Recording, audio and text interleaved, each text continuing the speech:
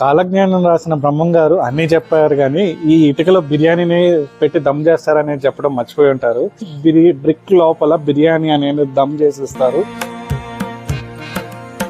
Pieces ని marination and rice రెండు ఈ బ్రిక్ లో వేసి మనకి మ్యారినేషన్ చేస్తారు. Veg brick biryani, chicken fry piece biryani, egg brick biryani.